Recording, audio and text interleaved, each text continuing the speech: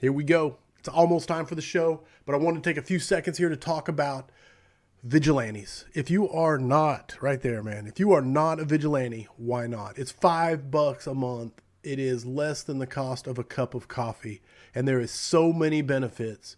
The biggest benefit being you get to connect to like-minded individuals who think the same way that you think. And it's a powerful, powerful place to be. The Discord is where all of the interaction is going on. There is so much going on in there, it's hard to explain. And the only way to be a part of it is to get on the Patreon so that you can get access to the Discord channel. It is a good time. Go become a part. There's new stuff we're working on. Last week, we had a vigilante meetup in Louisiana at the Lift conference. It was a phenomenal time.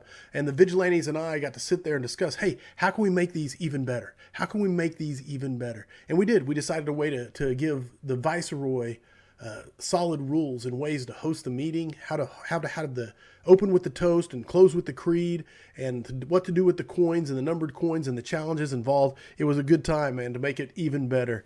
They're doing stuff like working on building the V drive, putting together all this knowledge and files that they're building together. Currently, their project they're collecting blueprints and plans to work for the work of search, which is the supplement, the drill supplement for the book of search. It's going to be coming out soon. They're working on putting that together. It's just phenomenal what they got going on. Not to mention, you get swag discounts, access to the vigilante only shop, access to the after parties, and of course the vigilante meetups. It's amazing. If you're not a part, why not? I have to ask you that. If you're still only on the Facebook, man, get with the times, get on the Patreon so you can be in the Discord. Do it. Quit faffing about. Patreon.com/thevigilantes. Go join so you can get in the Discord. Right now, we're currently doing a V50. There's like 35 of us doing a V50 together. We're on day 2 today, and we got 48 days to go, but already it's challenging me, and the accountability is amazing. So if you want to find like-minded souls, patreon.com/thevigilantes. I'll see you on the Discord.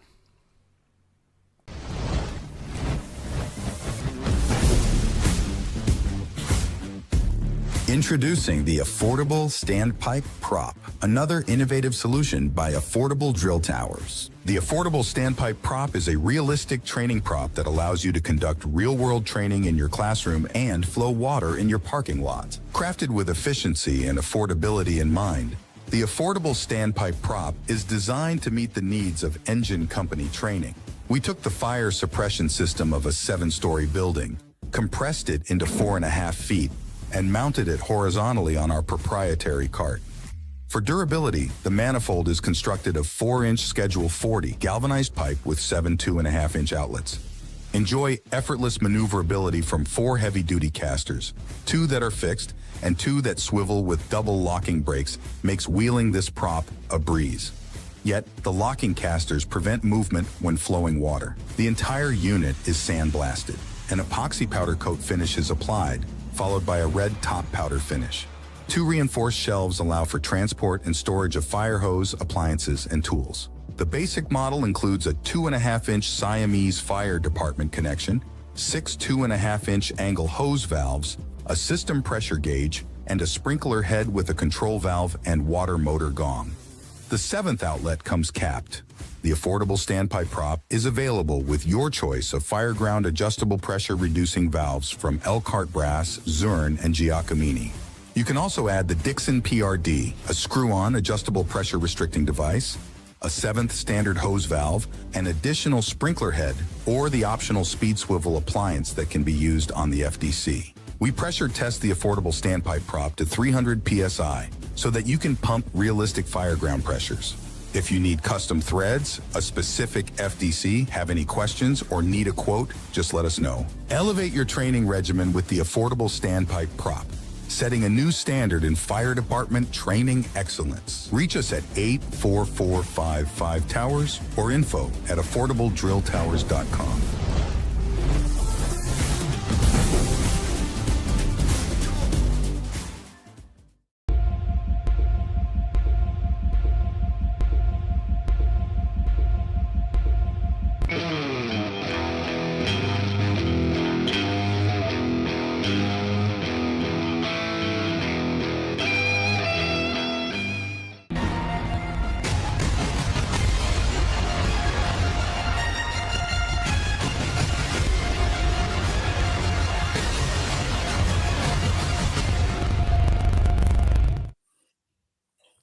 Corley Moore, Firehouse Vigilance. It is weekly scrap number 298. My guest tonight is Gerard Mann. He is a highly respected station officer and tactical fire instructor based in Melbourne, out of Australia. With years of frontline experience and a strong foundation in instructional leadership, Gerard has been instrumental in developing training that connects real-world response with evolving evidence-based tactics. His work spans operational training, policy development, strategic guidance, all while actively traveling the globe to learn from and contribute to the international fire service community. Gerard's passion for firefighter safety and continuous improvement is matched by his deep interest in high-rise operations, structural firefighting, fire dynamics, and the challenges of the wildland-urban interface. I'm excited because we are going to discuss the lessons that have shaped him and what continues to drive his commitment to the job. Gerard Mann, I am happy to welcome you from the future, from the Southern Hemisphere. Welcome to the Scrap, episode 298. Welcome, my brother from down under. Thank you, man. What an introduction. I'm happy to be here. A little nervous. First live podcast. Very excited to talk all things firefighting and just, get down with the vigilantes. I am excited to have you. You're the second because you know Steve, and Steve was the first to represent your continent, and now you are here. So I'm very excited. Is there anything you want to add to the intro? Anything I forgot to mention? Not at all. I think you covered all of it and may have put a bit of extra mayonnaise on top of it. I like it. We'll get there. Perfect. Audience, get your questions ready for Gerard and myself. Sam is here. He is going to curate the YouTube, and we are going to have some fun. So let's do the sponsors, and then we'll get to scrapping. Affordable Drill Towers, on a mission to bring you cost-effective and versatile training props, like the Affordable Bailout Prop, which allows you to practice window bailouts, ladder bailouts, and ladder high-point rescues. They also make the Affordable Standpipe Prop, which you can roll into the classroom for standpipe theory and then roll it into the parking lot and pump realistic flows and pressures. And of course, their mainstay, the Affordable Drill Tower. It comes in several configurations and standard with the standpipe system. Choose from 1, 2 sets of stairs, integrate it into your existing Connex boxes for multi-story access or freestanding on a slab. All models NFPA 1402 compliant and gain you ISO credit. The only thing that you can't do on an affordable drill tower is live fire training. Call Steve, 844-55-TOWER, or drop an email to info@affordabledrilltowers.com. When it comes to performance under pressure, you need equipment that won't let you down. That's where American-made Snap-Tight comes in. It's built tough for firefighters. Snap-Tight hose is engineered to perform under pressure. Plus, Snap-Tight hoses are easy to deploy and even easier to rely on, with unmatched heat resistance to abrasion and extreme temperatures. The best part? They offer guaranteed shipping and 4-week lead times. Visit snaptighthose.com to learn more or find a distributor near you. Snap-Tight Hose, reliable, durable, ready when you are. And firestationfurniture.com. They provide a complete line of quality furniture for your firehouse. Firefighter owned and operated. They understand the strain firefighters put on furniture and offer furniture that's built to last. Visit firestationfurniture.com for more information. So there you go. Sponsors done. And of course, I love Flame Decon. Flame Decon, get that cancer off you. Use Flame Decon. But there you go. The sponsors in the books, which takes us to scrap time. And man, brother, there is a lot of hype for having you on here. Yes. iPhone boys are checking in. Stephen Kaiser said, hey, stoked my mate is on the scrap. I'm stoked to hear what he has to throw down. Go ahead, start thinking of those questions. Already have a knuckleball queued up. Man, they got knuckleballs already coming at you, brother. Finally, yeah, there. Let's go, boys. Here we go. Discord is popping. Yeah, there's a whole lot. I can't even read it all. I won't even try. Okay. All that being said, let's get to it. The importance. It was in your bio. I mean, you travel the world and look into tactics and strategies from around the world. Talk to me, because a lot of people say get out of your fire department, get out of your silo, but you embody getting out of your silo. So talk to me about the importance of travel and keeping an open mind and how it leads to answers. So when I started in the fire service, I was pretty blessed to have quite a good education very early on. And I started reading from like rookie school. And one of the books I read was called 3D Firefighting. And it was by the late, great Paul Grimwood, Ed Harton, John McDonough, and Shan Raphael. And I reached out to John McDonough. He lives in the state just north of me, New South Wales. And I was talking to him and he said, if you really want to learn, there's only so much that your organization is going to teach you. You need to get outside of your organization and see how other people do things. And if you really, really want to learn, you need to travel internationally because you need that international perspective, right? We're all dealing with the same fire dynamics. So fire doesn't know what hemisphere it's on, what day it is. It is going to burn due to chemistry, physics, thermodynamics, et cetera, et cetera. And then the built environment will be the variable around that dynamic that's going to change it. And that does vary around the world, but you are going to find things that you can bring back to your way of doing it. And you're going to challenge the way you think. And by challenging the way you think, you're going to make progress. Now, we're living in the age of education. And what I mean by that is it's never been easier to travel around the world because we've got flights everywhere. I mean, there is a cost factor, but you can go anywhere. You can reach out on the internet, just like we're doing now, and we can talk and explore ideas. We can get information in books. You can get ebooks, all that kind of stuff. And you can really start to dive down into what's the best practice. Now, the problem with the best practice is that we always come back to, well, it depends. So last week, there was a question with Anthony Avillo, and it was like, okay, you've got a victim at a window, heavy smoke showing behind them. Do you A, go to fire, or B, do you go for the rescue? Right. And the common answer is it depends, isn't it? Depends. Right. Like everyone says it depends. But what does it actually depend on? Because the right methodology, if you look at our credo of protecting life and property, is to rescue the person. So slip a ladder, throw it to the window, bring the person down. But it depends on your people's ability to be able to execute that. That's the only thing it ever depends on, right? So can your people do that in a timely manner? And if they can't do that, or are they better at getting water on the fire? So the it depends happens well before we're greeted with the scenario. The it depends happens in training, it happens in resourcing, it happens in staffing, locations, response times. All of that comes into it. And that's what gives us the it depends. So we're starting to see that, like, and by traveling around the world, you start to see that more and more because I can go, all right, how do you guys attack a fire? What is your methodology? Are you CFBT or smoothbore or surface cooling for advancing to the fire to extinguish?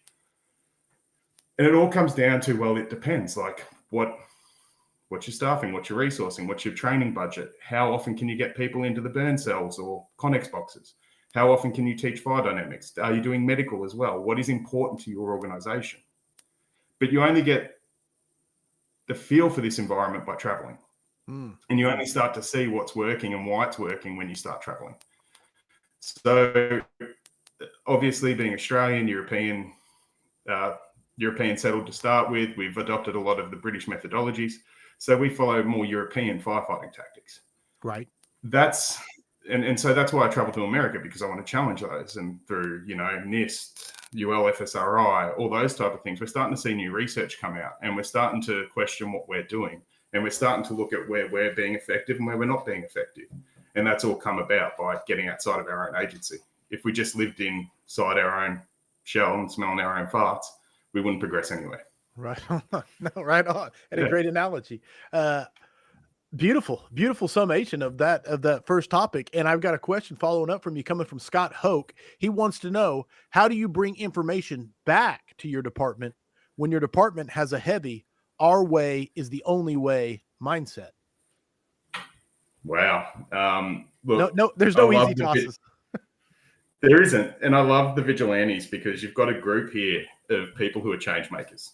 And by change makers, I mean people who really are invested in the job, want the best outcomes for their communities, want the best efforts from their firefighters. So they're all really engaged and they're always seeking that information to bring back to their own departments. And what we have is that constant battle of tradition versus progress, or whatever you want to call it. Now, the first thing I'll say is that I've recently decided that I don't want to be identified as passionate.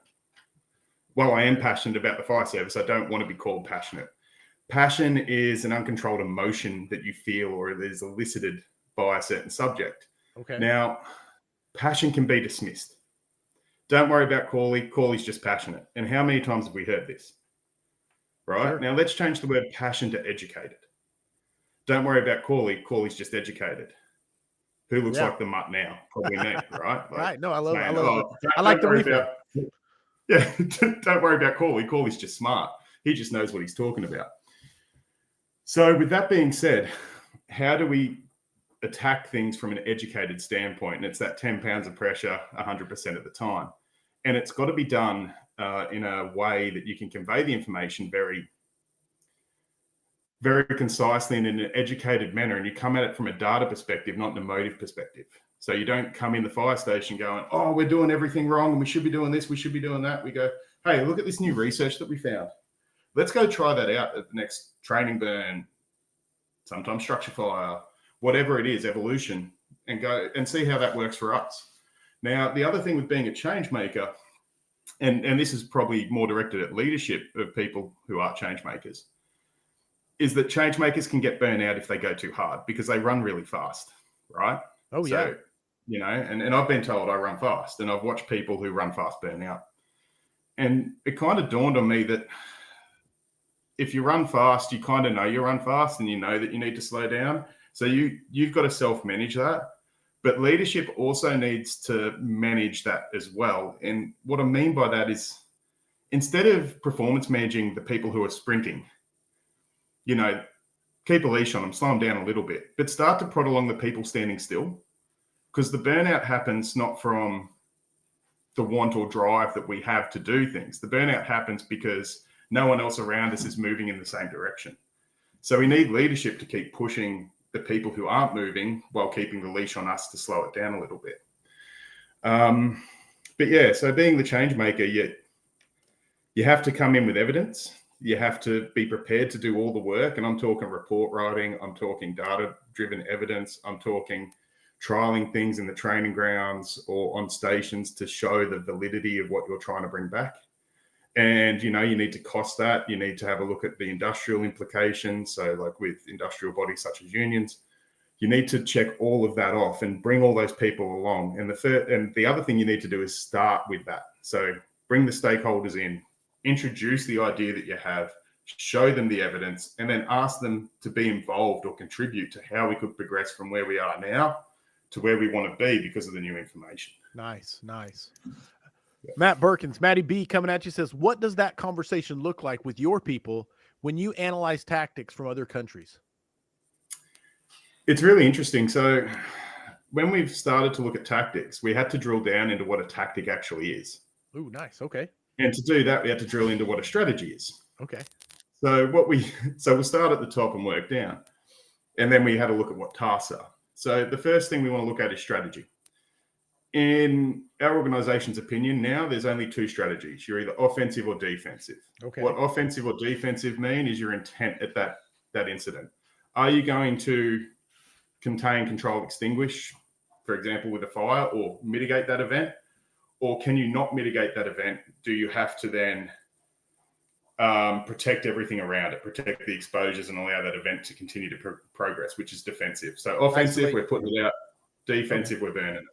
And we're just making sure nothing else burns because we've lost. Now, to do that, we started to ask ourselves, well, what questions can we give to our incident controllers so that they're able to make that decision? So for firefighting, it is, do you have the resources that you need to do what you want to do? Do you have the water to extinguish the fire? And is the building going to stand up? If you answer yes to all three, you're offensive, although you're going inside. If you answer no, you've got to now reconsider what control measures you can put in place to then hopefully transition back to an offensive, or whether the building is completely lost and we're wasting our time, we're just going to go defensive. Now, once we've set our strategy, we need to now enact tactics, and our tactics need to be able to affect that strategy. With tactics, we started to look at NFPA 1700. Coming from a UK-based or UK-born fire service, and the UK being known for doctrine and policy, 1700 is the best structural firefighting guidance on the planet right now. And I know the new edition is about to come out. Now, chapter 10 has tactics. So we now use 6 tactics. And they're the 6 tactics that are listed in NFPA 1700. So we have exposure control, exterior control, interior smoke cooling, interior surface cooling, direct attack, indirect attack. And then we couple them with the vent tactics, so natural, horizontal, isolation, pressure, negative and positive pressure. So they're our tactics. So now that we have our tactics, we can now incorporate them, and getting back to the question, into how we train. So the tactics list our objective. So why are we enacting this tactic? What is the objective? What are we trying to achieve? How it works on a fire science, like on a brief fire science level. Tactical considerations. What are we thinking about when we enact this tactic? Preferred techniques, alternative techniques, safety. Now, to bring that in, that was able to show our people that we're just quantifying what we already do and organizing it in a way that's more palatable for our people. And they're now able to use that with a myriad of tasks to enact them. So we can, do exterior control with an aerial platform or a truck company with a master stream, or we could do it with the booster reel. It depends. Okay. It's the same tactic. It's just different task. But it was highlighting to our people that it's stuff that we already know. We just want to get a bit more organized with how we do it, so that when an incident controller or an officer says, I want X tactic executed, everyone knows what they're trying to achieve by their objective, how it works, and the considerations. Nice. So we brought that back to our organization, and we told our organization about this, and then we had to sell it to our organization from more forms. So for recruits, we can now train tasks to execute tactics. So what tasks are there involved in exterior control with a lay flat hose, with a booster reel, with a ground monitor, with an aerial monitor? We could then also show in our promotional programs how understanding these tactics and having these tactics as part of promotions. So being able to go, all right, talk me through your tactical plan to achieve the strategy that you just had, allowed for a greater understanding of our fire officers to be able to make those decisions and calls. And we were able to assess it to a objective format. Like you can skin a cat many ways, to take an Australianism. There's 100 ways to skin a cat, but if you can talk me through why you made those tactical decisions, I now understand that you are making decisions based upon facts, evidence, et cetera, et cetera.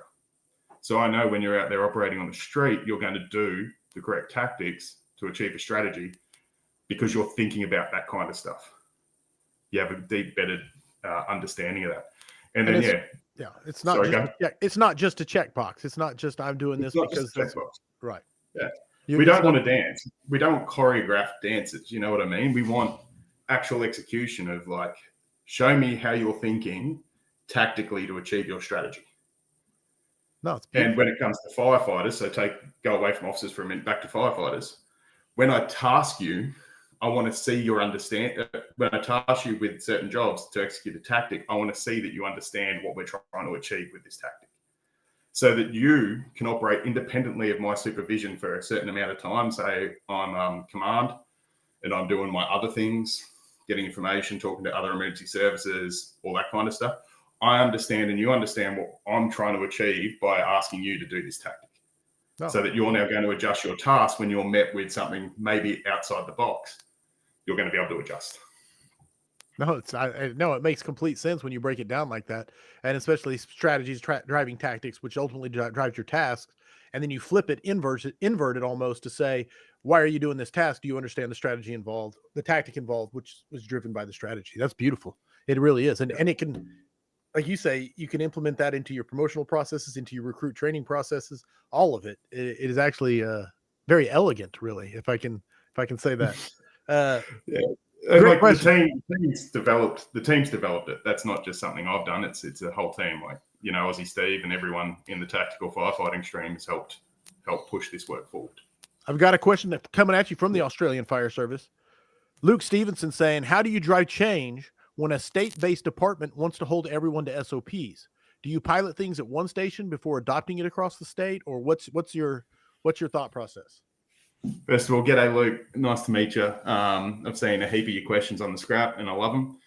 Now, we're a state-based fire service, which means we have, so our fire services are all around the state. We usually run 2, one being a rural or regional service, one being a metropolitan service. Because of that, we have to have SOPs. Now, I'm a big fan of policy and doctrine, but I also understand the criticism of policy and doctrine being, oh, there's so much of it and all this kind of stuff. And when it comes to doctrine, there's always too much until there wasn't enough. So we had heaps of it and we had to swallow all that, and we complained about it until we stuffed up and someone got injured, hurt, killed, whatever. And then there wasn't enough policy, right? Okay. So with doctrine, we take the view that if it's important, you write it down. If it's written down, you train it. Okay. Therefore, if it's not important, don't write it down. Don't bother training it. So you now take that scope and look at your SOPs and go, all right, so what's the purpose of this standard operating procedure or standard operating guidance? It is to guide people in the execution of their operations. So now what is important in the execution of your operations when you're acting at a structure fire, wildfire, et cetera, et cetera? With that lens, we can now bust down and actually put really good information into our doctrine or our policy and procedure. And then we can develop training programs that contextualize that doctrine. As far as it comes to changing that, we need to be open to changing it. So we need to have organizations that have a robust review process of their doctrine. And when we review it, we want to look at evidence. So you need to come with us and say, why is the stuff written down here that we've said is important not as important as the stuff that you're now proposing? So bring the evidence to show us that. And then once we've updated it, because, we've had that discussion and you've proven that there's a better, newer way to do things, we now adapt that into our training programs. So when we write our lesson plans, we align it to doctrine, and all of our lesson plans should therefore contextualize how we operate due to our policy and procedure. So when we change our policy and procedure, we then change our training environment, and then we have to have an update for skills maintenance to be able to contact all of our on-shift. And then all of our recruits, we pick up through recruits. All of our promotions, we pick up through promotions. Okay. So that's the long and short of it. If it's important, write it down. If it's written down, train it. If you think that something is important, get it put in there. And to get it put in there, trial it, bring evidence, show us, prove it. No, and I love that. If it's important, write it down. If it's written down, train on it. And you can flip it and say, if it's not important, don't train on it. Don't write it down. So. Yeah, and I mean, how much time do we fill our heads with stuff that's kind of not important? Or how many times do we fill our heads with things that are workarounds because we didn't do what we should have done in the first place? So our accountability system, we use what's called a BA tally board. So every BA wearer has a little tag. When you go on air, you put that tag in a board. That board becomes your accountability. Now, on a high-rise fire or a high-rise alarm, the officer of the apparatus is meant to take that control board with them in case there's a fire up on the 16th floor. And people started training people workarounds for when you forget the board. And I was like, well, why don't we just tell them to go get the board here in training? So walk down the 8 flights of stairs, go get the board, bring it back up. Because they should be doing what's written down, because what's written down is important. We shouldn't be filling their heads with things to do when they don't do the right thing. We should be trying to execute that way every single time. Right. Okay. Is it just a standard then? Is it holding the standard and not letting it slip as a hold the standard, don't let it slip. And okay, say you don't want to bring the board up because no one does it. Well, can we change our policy to say, make an improvised tally board in the stairwell using a Chinograph pencil on the concrete? Right. Okay. Can we change our robust system if that's something that's not culturally being picked up? Sure. And or does it need to change because it's not being used? Is it, and again, it goes back to it's important, train on it, or write it down. If it's written down, train on it. So you have to run it. And so either it's worth doing or it's not. And if it's worth doing, then you need to do it in training. And that's all there is to it, really. I mean, and I know you're using the example of the tally board, but it's a beautiful example of how many times have we been in training saying, well, we would do it if it was real, but right now let's just not worry about it right now. It's either important or it's not. It's a great. Yeah, the phrase we use is "take it as done," and I hate that phrase. Take it as done. Take it as done. Okay, act like we did it. Yeah, act like we did it. Yeah. Okay. Take it as done. All right. Luke Stevenson again coming with, do you think there are fundamental differences in buildings in Australia compared to the US, Europe? Lighter construction, less weather, airtight, etc. And how do these differences play into dealing with structure fires? Excuse me. Yes and no. So, like, you look at our construction, our modern construction is like any modern construction in the US, especially in the southwest of the United States. My house is brick veneer, wood frame, tile roof, and it was built in the 70s. But then there's joints in downtown, the city I live in, Geelong, that, could fit right at home in London. So Australia being a new country, we've got varied architecture, and we can take something from everybody. When it comes to understanding building construction and fire dynamics, you have to understand the variables that are going to impact that fire. So, yeah, we are dealing with a 7-star rated new build home. So 7-star energy, meaning that it's really sealed up. It's got a lot of insulation. It doesn't breathe very well. Well, we're going to encounter underventilated fire condition. What are the risks? What are the hazards? And what can we do to deal with those? And there's heaps of stuff we can do to deal with those. Versus, okay, we're in Queensland, which is our Florida. And what they build there is what was called a Queenslander, which is wood frame, wood panelled, tin roof kind of building that breathe because it's so hot up there.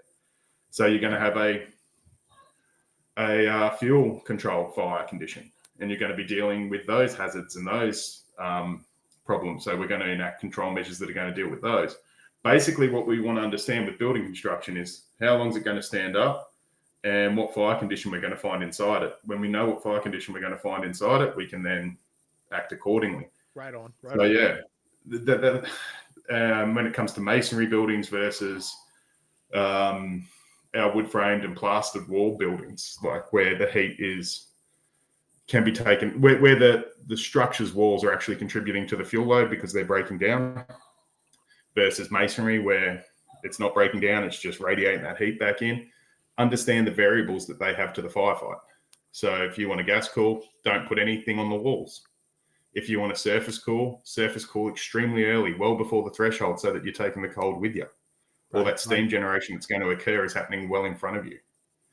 So understanding the variables of the built environment in regards to what hazards they pose and what control measures we can use is going to help us attack them better. No, it's beautiful. And I like the fact that you can find, what am I trying to say? I'm trying to say it right. But the building construction, there's not one set one this is the Australian way, this is the European way, this is the American way. Is it more era almost than anything else? Like when it was built? Yeah, more era, more era. Like, so I'm in the state of Victoria. The state of Victoria had a gold rush. We build Californian bungalows. Californian bungalows come from California.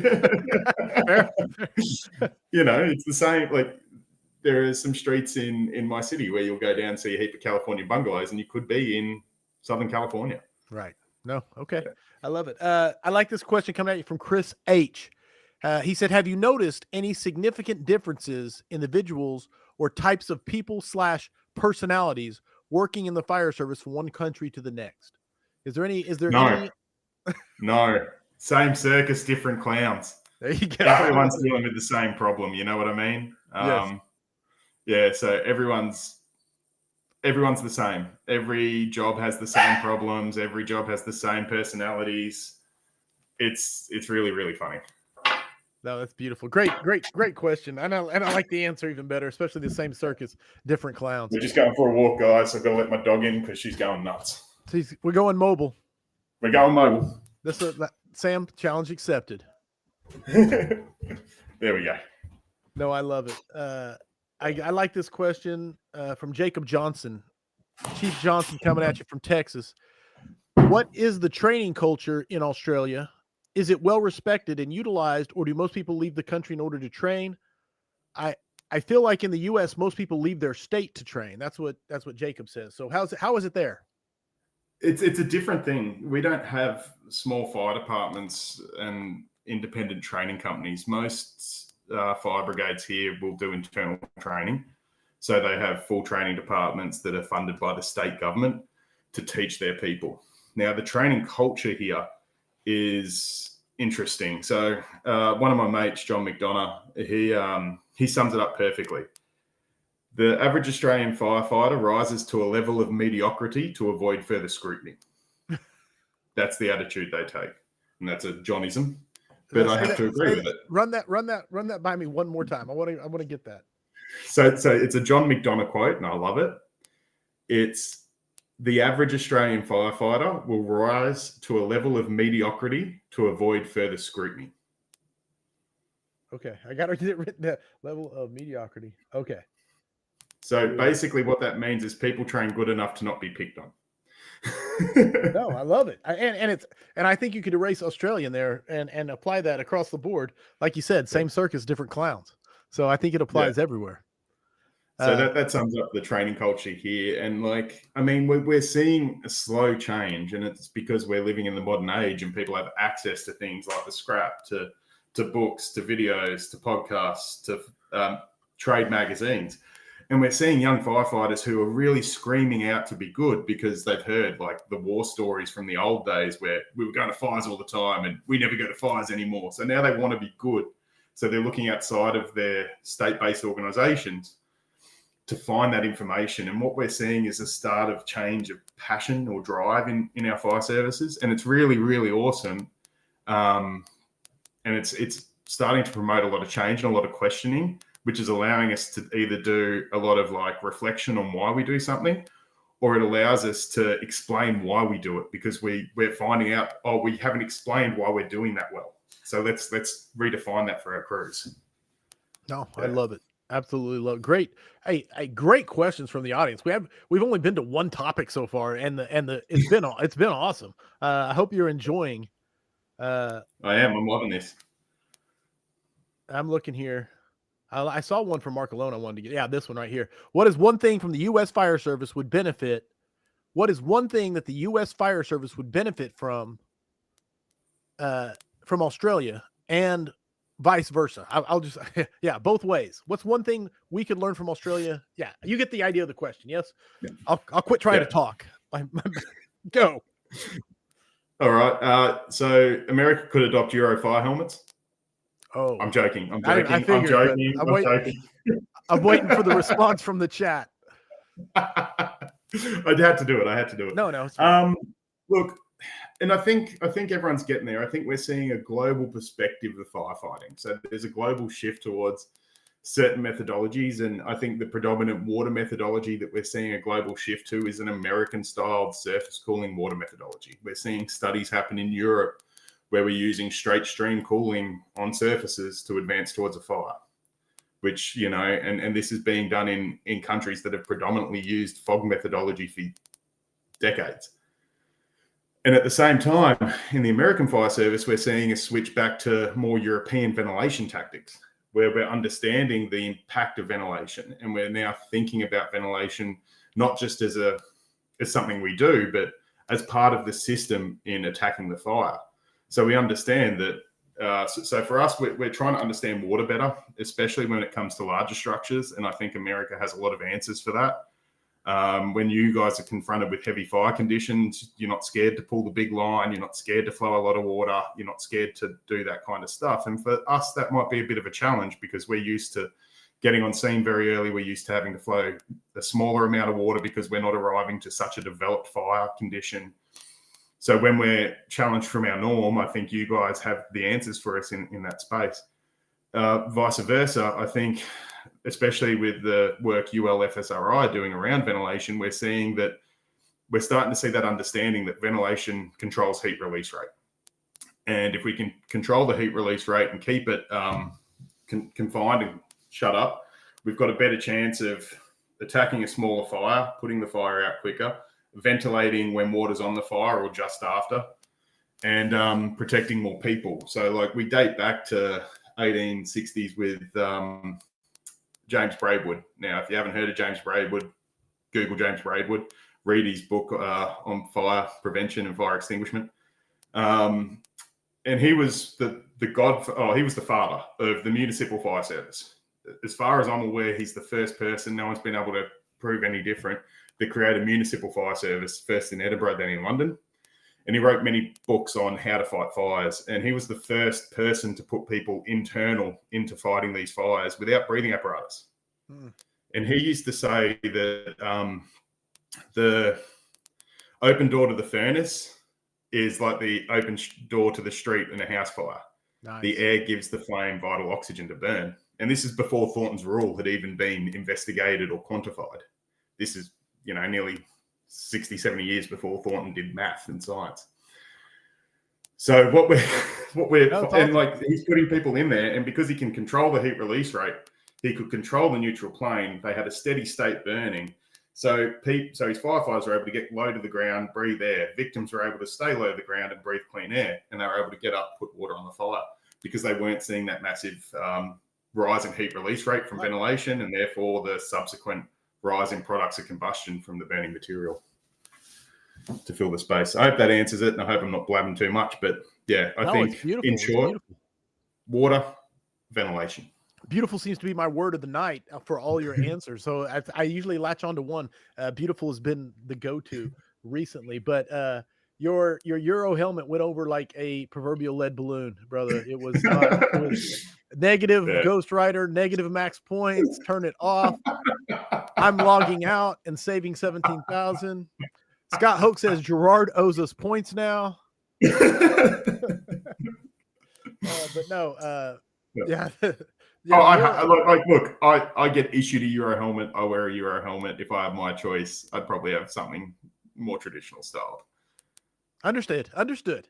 Unfortunately, I don't get to sit on those boards that make those decisions. Mark Alone did say max points for a scholarly answer. It's refreshing to see our profession finding common ground globally. All right. Going back into the questions here. Scott Hoke, speaking of which, he says, given your time in the States, what's the biggest difference in operational firefighter between U.S. and Australia that you've seen? It's a softer question, so I'll let you regroup. It's all right. I think the way we operate is very different in the fact that you guys have engines and trucks, and those engines and trucks are responsible for different jobs on the fireground. So therefore, if you're assigned to an engine or assigned to a truck, you tend to specialize in those tasks that are related to that apparatus. In Australia, we ride predominantly pumpers with some aerial apparatus. That aerial apparatus is very specialized. It's usually utilized as either a water tower or rescue. It doesn't do ventilation or laddering because it's only got a crew of 2 in most states. So our pumps usually operate as squads. So what I see the main differences is that you guys know a real lot about the certain roles that you perform, whether you're a truck or an engine. So you really dialed in on that, where we're kind of jack of all trades, master of none. So you've got mastery with some knowledge of the other side. We don't really reach mastery because we're trying to do all functions depending on arrival order. So like if I get on scene first, I'm doing this. If I get on scene second, I'm doing this. If I get on scene third, I'm doing this, because those roles still have to be filled. It's just that we don't have specialized apparatus that fulfill those roles. No, beautiful. There it is again. Beautiful. Timothy Harrison's coming at you. Gerard, I know you did the gas cooling video with Elkhart, but I still can't understand how it's more beneficial than flowing water.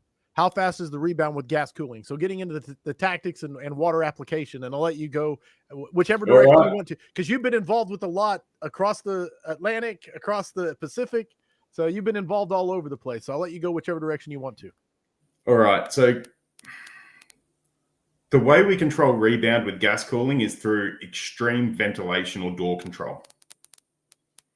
When no flow path exists, the rebound can't come, can it? Okay. I'm tracking so far. Yeah. So we've got a flow, right? If we shut the door, that flow stifles because we don't have as much heat, because the fire's not getting as much oxygen. Therefore, when we do our gas cooling, we're controlling that outflow so we're able to progress. Now, gas cooling has to be done with some certain... We're using a scalpel instead of a sledgehammer, and we've got to have some real proficiency in how we do it and understand, droplet size, duration, and all that kind of stuff to be able to place the water where we want to place it. We're trying to directly cool the smoke as opposed to cooling the thing adjacent to the smoke to get that cooling. So the thing that I think is often missed with CFBT tactics is that ventilation control or Now, that break door that down, control. the CFBT, real quick. Steve broke it down for us, but say the. Go ahead. Oh, so it's compartment fire behavior training. So it's the predominant firefighting method in Europe and Australia and Okay. a lot of the international community. Just getting everybody on the same page, but go ahead. Yeah, sorry. Yeah. And, you know, it's an interesting methodology. It was developed from work by Rossander and Gisselson in Sweden after Sweden had some rapid fire progressions or rapid fire events that took the lives of 2 firefighters. They did a lot of science, a lot of research, and it's really well documented. And there's a lot of studies done on it. And like even down to the fact that the Germans did a heap of math to find the perfect droplet size so that your water evaporated into steam the most efficient way possible. But the biggest thing when you're doing that fog or CFBT style progression towards the seat of the fire is that you are controlling the ventilation. Now, when a lot of people went to Sweden and took up the Swedish method, they didn't necessarily adopt the door control that was a vital part of it. And they might have gone in with very small hose lines because they thought that they could move quicker with a smaller hose line than they could with a larger hose line. Because speed is a big factor for us, right? CFBT done well with the correct ventilation and water application is very effective. To get to that level of skill proficiency, though, it requires quite an investment and a lot of training and a lot of constant learning and education, et cetera, et cetera. I hope that answers it. Like the rebound does come, but like, again, we're asking a very open-ended question. Like how fast does the rebound come? Well, in answer to that, I've got to ask, how big are the openings? How well developed is the fire? Those are the things that are going to influence that flow path, that are going to tell me how long I have between applications of water as I progress towards the fire. No, great. Yeah, you fielded the question beautifully. Tall poppy syndrome. Luke Stevenson coming at you, asking about tall poppy syndrome. And I'll let you describe, because he says, I think it is a cultural anomaly to Australia. I'm not sure that's true, but I'll let you explain tall poppy syndrome and what it means to you and Luke, or you, in the Australian fires. Whatever. I'll let you run with the question. So tall poppy syndrome is what we refer to as cutting down the people that are doing really well, because we don't want to see people doing better than us. I've noticed like that's a really big thing in Australia, and in America, it doesn't seem to exist. I don't know if I agree with that statement, but I'll let you go on. Oh, and I guess it's perspective, Corley. Like, sure. For the amount I see versus the amount I see over there, your problem with it is very non-existent compared to ours, which is like very focused on beating people down. And I've got no idea why we have this culture. Maybe it stems back to how we were formed as the convict settlement, where we used to just beat half the population down by the other half because, you know, convict soldiers. But yeah, it's a big thing here. So if you start to progress or start to be too keen or whatever, someone's always going to try and cut you down. The answers to it are just accepting the fact that nobody better than you is criticizing you. I love that, man. I love probably the biggest thing to take away is that the people who are saying negative things generally, like 99.9% of the time, aren't any better than you. Right. They're under. You're progressing up here, and they're trying to shoot you down to bring them down to their level. So you don't need to worry about what they think because they're not there, right? You just need to be the example of what you can do when you apply yourself, what you can do when you push forward, and show people that you're not scared of doing it. And it kind of breaks that cycle of tall poppy syndrome. Beautiful. And I think, and someone said it, I think in the chat, but basically is maybe as a visitor, you don't get it. Now, maybe it is way worse in Australia. Don't get me wrong, but it exists here. And maybe as the visitor, you don't get to see it as much because if I came there, I probably wouldn't see yours as much either. I would think it was. Go ahead. I guess when I come there, who am I hanging out with? Yeah, the best, the tallest. I'm only hanging out with people who are into the job. The best. You hang out with the best, and then you also hang out with me for a little bit. Also with that. But do you know what I mean? Like I'm hanging out, like I'll go to Seattle, Chicago, something. I'm hanging out with guys and their crews, and they're all into the job. So like I'm seeing probably a very skewed environment in that fact. You know, no, it's like it's like judging the American Fire Service based off the people that listen to the scrap or going to a conference, and that 95% of the people that go to conferences, they're plugged in and trying to get better. The other Yeah. 5% could care less, got sent there or whatever. But Yeah.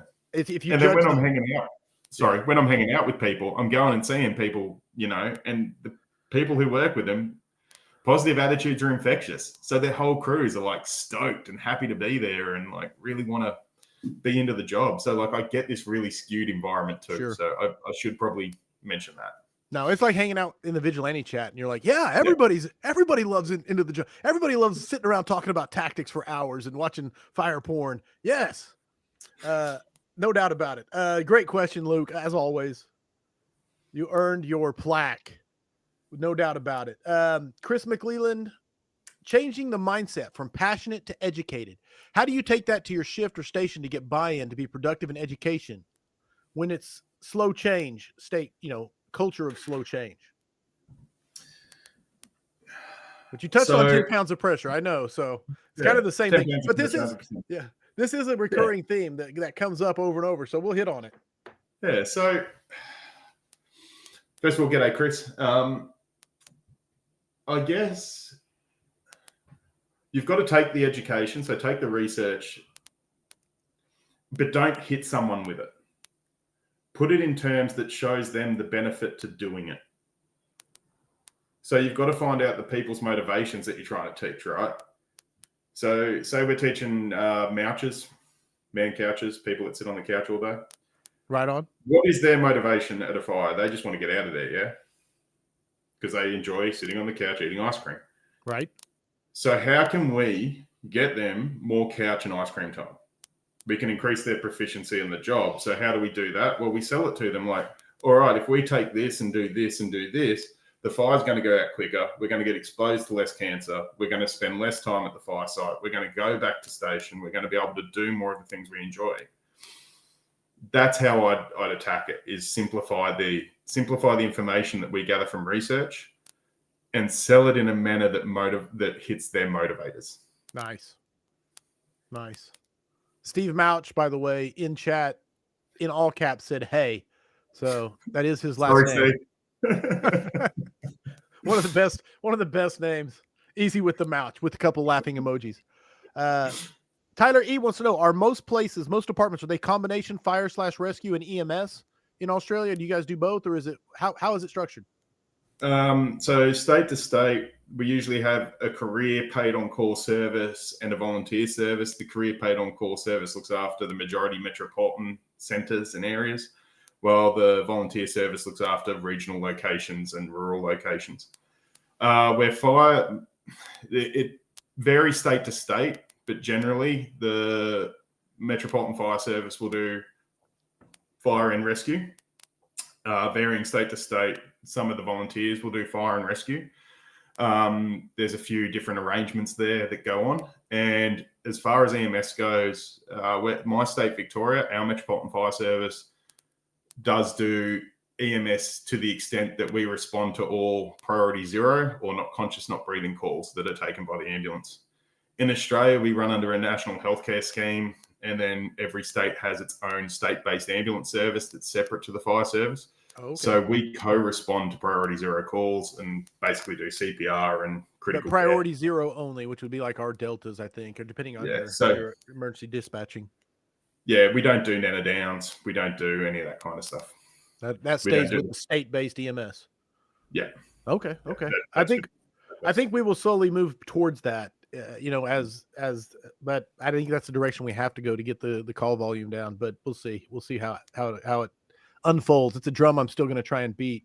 Frank Chase, do you notice that less firefighters take pride in training and mastering their craft from seasoned firefighters? I'm not sure I understand the question. So if you rephrase the question, I might try again, but I'm sorry. I don't understand the question. And I think you touched on that. So I'm going to go back to, if you have more questions for Gerard, get them in, because Gerard actually sent me 42 different topics to talk about. There was 26 in the original document. Then he came back and added another 16. And so there is quite a bit. And I think we've only asked one question out of those 42. So, but you've hit on quite a few as you've gone through. But I like this importance of professional distance between students and instructors. That one intrigued me a little bit. I wanted to hear you speak on it more because I know you instruct. Yeah. I love it. I never set out to be an instructor. Like I always, I watched Backdraft. I was like, that's pretty cool. I want to go do that. Hey. And then I got into the job, and when those structure fires go, like you hit those structure fires that you just do a really good job. Everyone there did a really good job, and you're like, cool, can I put that on a spoon, put in some water, boil it up, put in my arm? And I was like, how do I get more of that feeling? And I'm like, well, we've got to train people. So I was like, all right, I'm going to take it on myself to go be an instructor. And when I started instructing, I was a bit of an idiot, and I did it probably for my ego and not for the correct reasons. And basically I wanted to show people how good I was and how terrible they were and how they should be like me because I'm so great and how they're not as great and all that kind of stuff. And I got humbled quite a bit on that journey. So now I've taken a new approach where we want to invest in our people and we want to make them feel like we're there to teach them. We're there to coach them. We have to have a coach's mindset because that's essentially what we are. We're teaching them how to play the game, but we're not going to be out there on game day with them. No, and and we want to make sure that they're going to operate the best they can. And to do that, you can't be their friend. It's not about being liked. It's not about not being liked. It's about being able to deliver invested information to them. So invest in them and deliver the information to them and be a guide and a mentor. And you can't do that if you're trying to have beers with them on the weekend. Okay. You need to keep that professional distance where you have to understand that like some of the sacrifice you're going to make as being an instructor is that it's lonely sometimes because you're trying to be distant from people. You're not trying to be liked, you're trying to make the job better. So we want to see, you want to be approachable. You want them to be able to come up and ask you anything, but you don't want them to be so familiar that they're asking you what you're doing on the weekend or if you want to go for beers or something, because you want every interaction to be about making them a better firefighter. And the only way to do that is to have that invested care, but also be that little bit distant. What does this apply in your model here? Does this apply like to your company? Is your role as a company officer also? Do you company officer a bit different, I think. Okay. So company officer, you're in a different role. This is when we're instructing new firefighters or our sole purpose is to be an instructor. When you're a company officer, you've got to understand that you now need to be invested in them, but you still need officer distance, don't you? Like if you're in a position of leadership, you need some distance. And you need to allow them space to go be themselves, but you need to also balance that or juggle that with the ability of being approachable, being trusted, being protected. And the only way you're going to learn trust is to learn about them and be invested in them. But that doesn't mean that we have to party every weekend and drink a heap of beers and do all that kind of stuff. It means that, hey, I'll ask you how your family is. I care about you, all that kind of stuff. If you're here, if you need me, I'm here. But it's not about being one of the boys, for want of a better term. Brother. Because being one of the boys then removes or undermines that leadership or instructional role. I like Josh Everett has a question to follow up. In fact, it piggyboards off that. Not at all, but I like the question. He says, are there any other Aussies who can grow a stash as cool as yours? Plenty. Okay, I didn't know which direction you would go. This one from Timothy Harrison, he says, any unique tactic you've seen in your travels or any cool traditions that you've seen in different parts of the fire service around the world? Anything, basically your favorites. Yeah, so I love traveling to the UK because we're UK based and we've had, I feel at home there. We speak the same language. We have the same names for things, all that kind of stuff. We might have split a little in the past 4 or 5 decades with how we attack fires. But I love some of the traditions. So I've been to some dinners like the Elkhart Brass in England where we did the passing of the port. So when you look at the history of the UK fire service, when Braidwood and Massey Shaw were formulating the London Fire Engine Establishment or London Fire Brigade, they'd search out sailors because they were really accustomed to the work. They knew how to work ropes, knots, and lines. They knew how to pump up a hand pumper. They were hardworking, hardy, fit, all that kind of stuff. So the UK Fire Service, and by extension the Australian Fire Service, adopted a lot of British naval traditions like passing at the port. So when we have a formal dinner, we'll have a bottle of port. You have to pass it with your right. You take it with your left, pour it, all that kind of stuff. When we do toasts, etc. Okay. Tea versus coffee being one. The terminology, like being lingual in a few different fire services, I love some of the English terminology. Like instead of going for a call or a job, they go for a shout. For a shout. Shout. Okay. Shout for assistance. Okay. Yeah. Someone shouting for assistance. We're going on a shout. We're going on a shout. Yeah, those type of things are really cool. What we call them strings and rounds instead of rungs and uprights or straights or whatever you want to call them, because that's the sailor term that they used on boats. Okay. Strings and rounds, that kind of stuff. It's just, I'm a bit of a history buff, and I do love the fire service histories. And I think by looking back, we can find a lot of answers to the questions we're asking today. Like, again, Braidwood, he was talking about exterior control or putting water in from the outside. And this is back in the 1860s. And he says, you want to have the branch on a near perpendicular angle to the window and strike the ceiling or the window lintel, and the fire will quickly be extinguished. Wow. Yeah. So that's 1860s, and we're talking about that. Do you know what I mean? Or talk about the door and all that kind of stuff. Yeah. No, that's so awesome. And you go, wow, we've come a long way. We've come in a big old giant circle, man. Big old giant circle. It's the Renaissance. Jacob Johnson, Chief Johnson, coming at you, says, what, if any, are some big conferences in Australia that we in the U.S. should consider attending? I think you'd be disappointed. No road trip? We have, if you're coming to Australia, reach out to individuals and go visit their departments.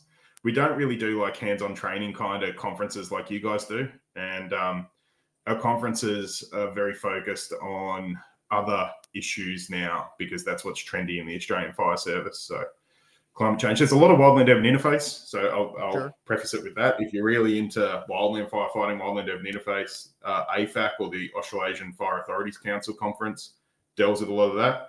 Other than that, if you're looking for something more tactics and strategies, I'd go with the Institute of Fire Engineers Australia Conference that tacks onto AFAC. Okay. They do some really good stuff. And the Institute of Fire Engineers Global Network, really good network to be a part of, but they've brought out some big US names to Australia. Like Frank Lee came out and toured around and spoke to every Metropolitan Fire Service here. And it was brilliant to be able to have Chief Lead come over here and open our eyes a bit more to different ways of thinking. No, I like it. McGinn said vigilante meetup in Australia. We need to make that. We'll make that happen. That'll be everybody bring their coins.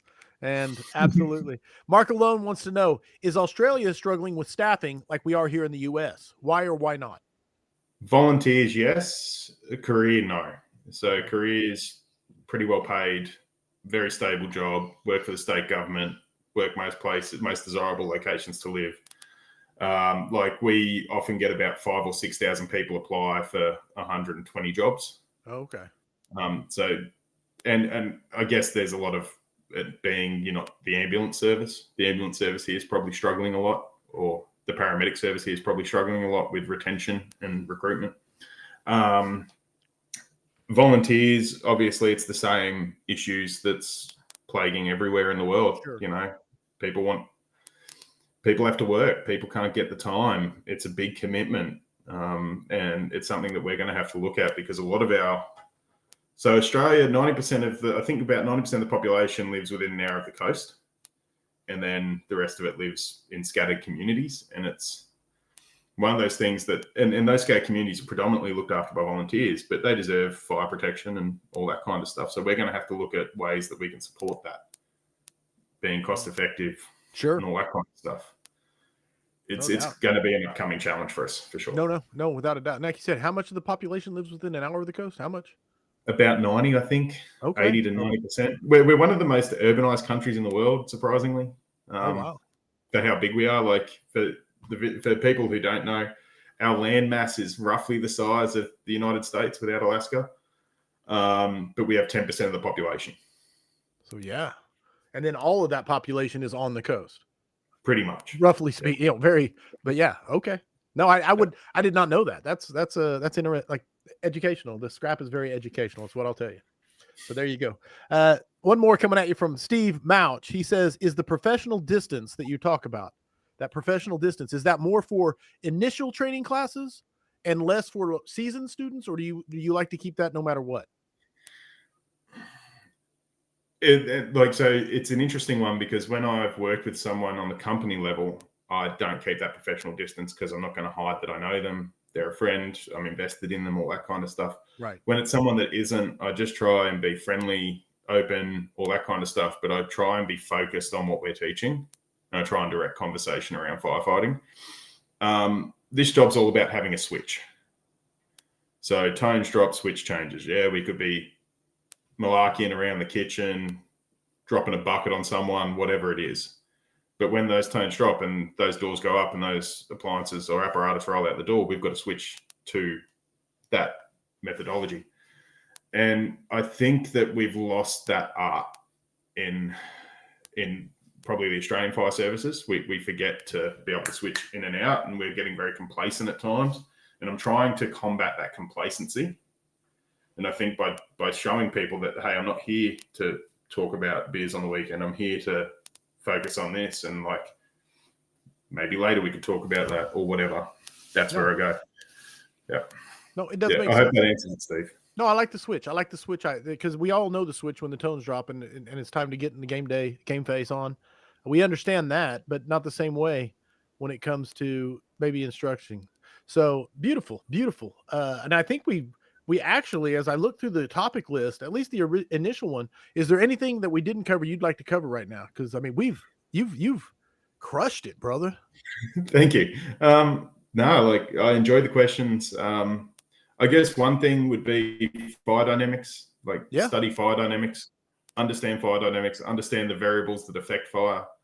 And that way you can apply those variables to the built environment you're operating in, and you can be more successful. One thing, like I keep hearing it too.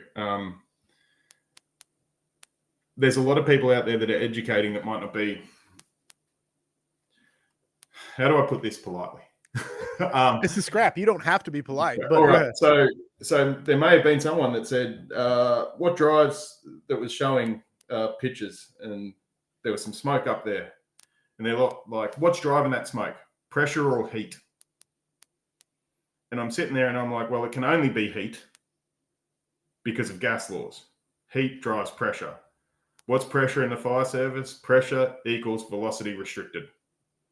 Okay. So the greater the heat, the greater expansion of gas, the greater the expansion of gas, the greater the pressure. And it just sits there and you're like, all right, we need to have a better understanding of fire dynamics, because even when we're teaching it, we're not teaching it correctly so that people understand what we're actually coming up against. So the pressure that we see is only caused by heat. Therefore, if we take the heat out of it, the pressure drops because there's that gas contraction. Right. That's the kind of thing that I'm sitting there looking at. Like, yeah. We're getting this stuff wrong on a fundamental level, the basics level. Fundamental. Yeah. Okay. Because like you sit there and fire dynamics might be boring, might not be the greatest fun in the world, and it's quite complicated. But you think about like a doctor. How much does a doctor need to know about the human body before they operate on it? Sure. Right? No, absolutely. We need to know as much about fire to operate on fire. We need to understand that scientific level principles of what's going on so that we can employ the right strategies, employ the right tactics, do the right tasks to affect that. And if we don't, or if we describe it wrong, we're just purporting myths and supporting this magical idea that fire is somehow a living, breathing thing, Brian.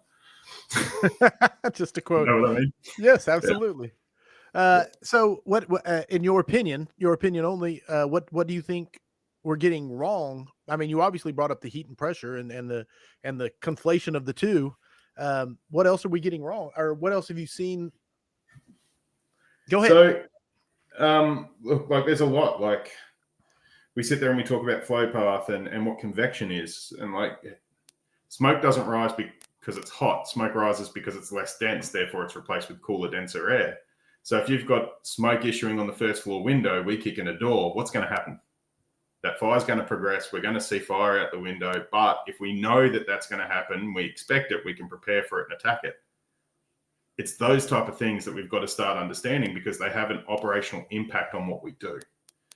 For example, if heat drives smoke or all that kind of stuff, and we look at the smoke factors of VVDC, I hop out of the apparatus, I'm masking up, I take a look at the smoke, and by the time I put my mask on, I look back up at the smoke, and that smoke's increasing in velocity or increasing in pressure. What can I say about that? And real quick for everyone, VVDC, volume, velocity, density, color, just to put everybody on the same page. Go ahead.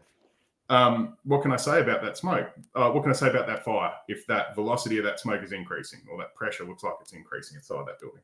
I can say that the fire hasn't reached its peak heat release rate for its current ventilation profile, right? So that fire's still growing. You said can't, right?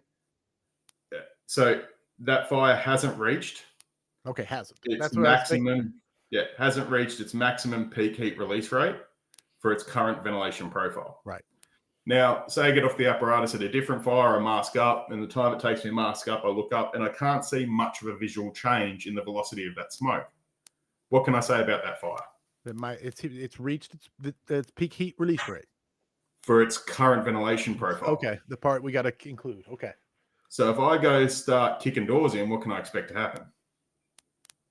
Yeah, it's an increasing heat release rate. Yeah, so you're gonna get worse. You've raised the ceiling now, or yeah. So now what am I thinking around? Like, all right, what have I just described? I've described a fuel-controlled fire condition in the one that hasn't reached its peak heat release rate at the current time because it's still accelerating, versus a ventilation-controlled fire condition.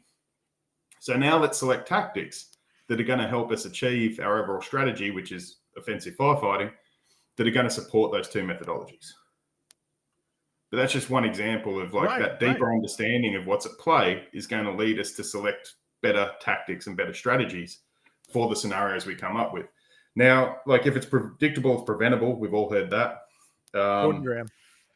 Yeah. If we can understand fire, we can predict it. If we can predict it, it's preventable. Therefore, we can be better operators on the fire ground. And we can apply systems of work to what we're doing because obviously there's some factors that are going to predict the behavior. If we can read those factors that predict the behavior, we can develop systems that we're going to be able to enact. They're going to be able to put water on fire faster.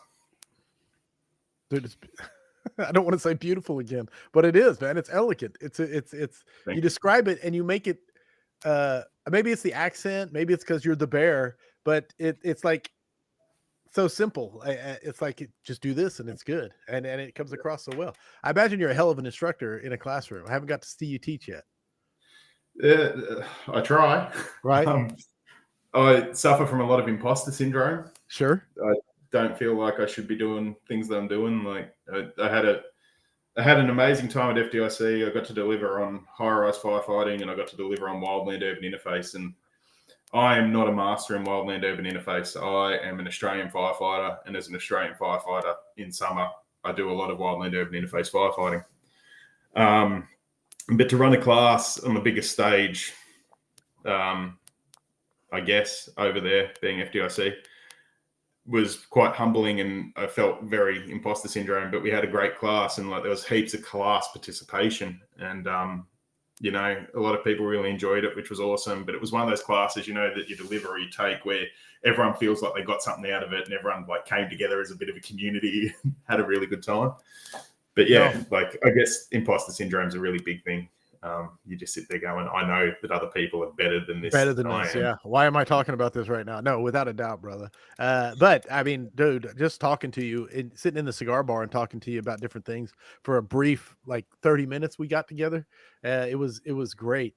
And Stephen Kaiser wants you to touch on why are systems important, especially when it's tying. Yes, I should touch on why systems are important. Systems create bases of work, and systems can be applied to scenarios. I feel in the fire service, we train scenarios too much. Say that, run that back and say that again, because I kind of missed it with the accent. Sorry. Systems over scenarios. skills before drills is a bit of a mantra that we've adopted in our training department. We train a lot of scenarios in the fire service. So like we pull up and we treat every job as different, right? Right. Because every job's different. Every fire is different. Well, is it? Every fire is bound by the same variables. If we apply the same variables to fires, we're going to get the same fire. So therefore, if we can identify the predictors, we can enact systems that are going to allow us to be better on the fire ground. So we're trying to create systems of work to create better approaches. And then we apply those systems to different scenarios or contexts to show how the systems work. So for example, and I understand that our methodology of firefighting is different to the US methodology of firefighting. I was lucky enough, me, Stephen, and another mate of ours, Tinners, were lucky enough to sit in on a nozzle forward class, and we took away a few of the systems-based teachings that Aaron and his cadre do. And then we came back here and we're like, cool, well, let's develop our own systems that work within our fire service and our operational reality. And we're seeing a huge uptake and a huge improvement in KPIs when we're measuring time of park break on to hose line at door to hose line at fire kind of stuff, because we've enacted these systems and we've taught people how to, no matter what type of scenario they face, they can apply this system and it's going to be able to achieve them an efficient, effective and safe manner of work. So we break it up into two roles. We have our branch firefighter, our nozzle firefighter and our backup firefighter. Our nozzle firefighter has three things. They're to protect the path of egress. So as they move through the building, they're thinking, how can I best place myself between the fire and the rest of the building so that everyone operating in this building is as safe as they can be? Okay. So as they advance, they're thinking, all right, if I get to that corner, I can now shut off that room off the hallway, that room off the hallway, and protect the living room behind me. You know what I mean? That's now telling them where to go. So that's their first one. Okay. First one. Second one is cool the space. I don't care how you cool the space. Solid stream, combination, surface cooling, gas cooling, don't care, just cool the space. Okay. And then extinguish the fire utilizing richer stream. So as soon as you see the fire, put water on it. So protect the egress, cool the space, extinguish the fire using reach. Yep, done. So the backup firefighter, their job is, so they've got three jobs. The first one being locate access. So they carry the irons and they carry the thermal imaging camera. Okay. We teach, apart from teaching the old traditional ways of locating the fire, looking at airflow in, smoke out, all that kind of stuff. We teach a lot of thermal imaging, so life, layout, fire, and looking for those convective currents that are going to show us where that fire is burning from. So once they've located access, they keep driving the nozzle firefighter towards that. They then split into two roles because we only have two firefighters, and there's something else that needs to happen during fire attack, which is hose management and search and rescue. If the nozzle firefighter needs to move, they're hose management. If the nozzle firefighter is stationary, they're on search and rescue straight away. Okay. So that's the system. So now we can put that in. So we can go, all right, so where's the fire? Whose job's that? Oh, that's mine as the backup. All right. Where are we going? Right. You go down that way. Cool that space. Yep, sick. Oh, while you move, I'm going to do this. When you're there, I'll move this hose up, that kind of stuff. No, okay. So that it employs a systems-based approach to it. And this is a system that I don't want to say. Stop. No, without a doubt. Hey, no one owns anything. I mean, I think even Aaron Fields will say that he's taken the best parts of what he can take from wrestling, firefighting, people who taught him. But absolutely, but have you been successful in implementing this throughout the statewide fire service or the national fire service? Statewide, we're doing pretty well. We've touched nearly every fire station, so there's a bit of influence there. We keep getting emails to the department with people saying, oh, we implemented your systems and it works so well. Okay. Doing all that kind of stuff. Because there's always the analogy of, my department's my department, talking about my department, 4 stations, it can turn rather quickly. We can change with 4 stations, 100 people, and we can implement something department wide. When you're talking about a national fire service or a state fire service, that's a hell of a battleship to turn. Yeah, we got 4,500 staff, around 4,000 operational, 500 corporate technical. So change is slow. and we cover metropolitan Melbourne and then regional centres. Like one of our fire stations is isolated from every other fire station by 5 hours. 5 hours? Yeah. So there's 8 staff up there, and the next nearest station from my organisation is 5 hours. They do have support of the volunteer organisation. Okay, they work closely with them. Sure. But they're 5 hours from the next one of our trucks. Or no doubt, man. That's the size is just insane. Yeah. And the population spread out. So I love it, man. Dude, it's been killer. I've loved the conversation. And I love this question. No, it's great. And the questions have been phenomenal, and you've crushed them. And in answering them, you've incorporated a lot of the stuff you wanted to talk about. You've done a beautiful job of interweaving it, man. It's been great. I can tell that you are a very good instructor. And I don't say that lightly. Mark Alone was on here. I never said it once, I don't think. I love you, Mark. But book or books? It's one of my favorite questions to ask. Book or books that firefighters should be reading? All right. Enclosure Fires by Bergstein. Sorry, he said still brilliant. Salty. I love you, Mark. Okay, I wanted to say that because I know you were in the chat. Go ahead. I did not mean to step on your books. Enclosure Fires by Bergstein. It's a great read about enclosure fire dynamics or compartment fire dynamics. Paul Grimwood, Euro Firefighter 2. Paul Grimwood, Euro Firefighter. Basically anything. Paul Grimwood, Ed Harton, Shen Raphael, John McDonough, 3D Firefighting. Basically anything with Paul Grimwood's name on it, you should read. For those that don't know, Paul Grimwood was a London firefighter. He did some time riding with FDNY in the war years. And he is probably the biggest international influence in firefighting and firefighting techniques. Unfortunately, Paul passed away not long ago. And Paul was one of the greats. Like I emailed Paul, cold emailed him, and he would always reply. He would always email back. So that's one thing to take away. High-rise firefighting, one of my passions, understanding the vertical challenges, Murtaugh, Murphy, and Jerry Tracy. Yeah. Brilliant read. Pretty much the Bible of high-rise firefighting today. What else? What else am I reading? The Book of Search, because I'm now trying to get into search. So the Book of Search. Quite a few good authors on that one. Yeah, yes. Plenty of good authors on that one. That's brilliant. And if you want to get a little more, I don't know, nostalgic, Report from Engine Company 82. Love it. Love it. Absolutely love it. Beautiful, beautiful answers. So that takes us to what we call here at the Scrap the 5 questions for firefighters. There are no right answers. They are just your opinions.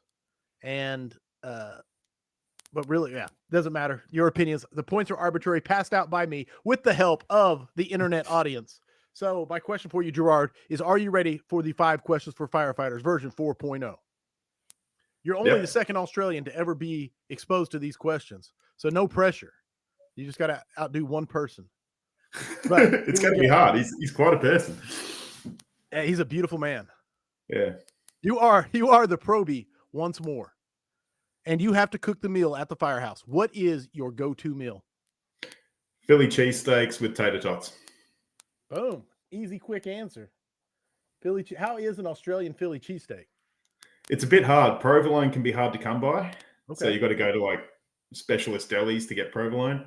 So basically it's a crusty roll, 3 colored peppers, brown onion, saute that off, sliced thin rump steak, saute that off with it, put them on the bread roll, put the provolone over the top, throw it in the oven until the provolone melts, bring it out, good to go. Serve with tater tots. Tater tots, and it's easy. Yep. All right. Easy max points out the. I would not suspect a Philly cheesesteak coming from Australia, but you described it beautifully, and now I'm hungry. My PBJs did not hold long enough. Number 2, it's Jobtown. It is time. You are en route and responding. You've already referenced Backdraft a few times tonight, so you know the scene I'm talking about. What scene are you playing while en route? So we're starting it as we get our gear on because the start is absolutely epic. It might just be a little slow. Hell's Bells, AC/DC. Oh, okay. We're going straight, keeping it Australian. Keeping it Australian. But you got to get the church bell dinging. Oh, yeah. You can get dressed, just with that slow guitar riff. Okay. Yeah. How many, we've had AC/DC before. I'm not sure how many times, but I know Thunderstruck's been on there. Because of course I can't do the mouth guitar. Yeah, but anyway, great answer. Max points for ACDC. I mean, Sam already said ACDC in all caps. Which can you say it? In not all Akadaka. caps? Akadaka. Yeah. Whose boots, and max points so far, 1 and 2, whose boots, past, present, or future, would you like to spend 24 hours in? I would have loved to have James Braidwood. I've spoken about him enough tonight. I would have loved to have seen what firefighting was like in the 1800s when you're in London during the Industrial Revolution and you're deciding on things that we later did science on to prove you're right. He must have been such a capable man. Very interesting, very inspiring leader. Yeah. And way ahead of his time, as you've mentioned tonight, way ahead of his time. And I really like the consistency of you saying Braidwood at the end because you've referenced him throughout the scrap. So that's beautiful. Number 4, you've got max points, 1, 2, 3. So number 4, you are retired. You're sitting on the beach in Queensland. Did I get it right? Yeah, Queensland. Beach, on the beach, enjoying Mai Tais. How do you want to hear through the grapevine that the people you used to work with, how do they describe you to the new hires? He cared. Just that. He cared. 2 words. He cared. Yep. About people, about the organization. He cared. Boom. Dude, I love 2 word. I love the 2 word max points. He cared. Sam agrees. Max points 4 for 4, which brings us to the final. The question that doesn't change. Heavy fire, searchable space. Would you rather be assigned to the nozzle or first in on VES? Searchable space, first in VES. Nozzle slowing me down, man. There it goes, which is my personal answer. So anybody who gives it as all, and I love the way you said nozzle slows me down, but absolutely max points 5 for 5. Sam said it, max points 5 for 5. Plus you got some max points early in the show. I think it was just the Australians in the room passing out before everyone exited after the Euro helmet comment. Yeah, right before we lost it. Dude, absolutely crushed it. And that officially puts 298 scraps in the books. My man, no pun intended, Gerard Mann. What is the best way to get a hold of you if people want to get in touch? So Instagram, just my name, no space, just one word. Or my email is gmannCFA@gmail.com. Boom. There you go. Brother, I can't say enough. Thank you for spending the evening with us. I don't know what time it is there. I always ask Steve in the after party, but what time is it in Australia? 12:27, just half past midday. So not quite 1 o'clock yet. Perfect. Anything you got going on? Anything you want to talk about? Anything special? Always cut off before. Yeah, no, I've got a couple of Fire Prevention Australia conferences coming up. It's more codes, engineers, that kind of stuff, talking about hydrant standards. And then October, I'll be in England doing some stuff. Very cool. Very with cool. some different fire service colleges. So that'll be cool. I'm really looking forward to that. Doing a bit with South Wales. And then they've got this UK Tactical Firefighters group that we're hoping to put something together for in October as well. Are you coming back to FDIC next year? You know it. Okay. Always. I look forward to seeing that. We'll have to meet at the cigar bar. So yeah, 100%. I love it. We have a thing we do here where it's a challenge that goes out to the scrappers, to the people that are listening. It's a challenge to them, the live audience. Of course, the recorded audience can also accept the challenge, but it's a challenge for them to complete before the next scrap comes out. So what is your challenge to the scrappers? All right. I want you to find someone who's invested in the job like you. And I want you to find out what their favorite thing in the job is. And then I want you to introduce them to that person that you go to for that subject in your network. So find a person that's passionate. What do they love about the job? And then connect them to someone who's an expert on that. Bang. A, B, C. 3-part, 3 steps. There you go. There you go. Mark Alone said, nice. With, I think, I can't count, 5 eyes. Beautiful. Last question I'll bother you with is I'm always looking for more people to have on the scrap, and I'm trying to expand my network always. Who's someone that should come on the scrap or come back on the scrap? Because I know you can't know everybody that's been on, but I'm not even sure. Sometimes I look at somebody and say, have I interviewed them or not? Do I need, anyway, but. Do you want an international? No, whoever you think. I mean, obviously you have a different network than me completely. So John McDonough is probably one of the best people to talk to. I could listen to John teach me how to change a tire and be absolutely engaged. McDonough. Okay. And you quoted him earlier, and I love the quote. In fact, I wrote it down. I don't know if I attributed it properly. But he's one of the best.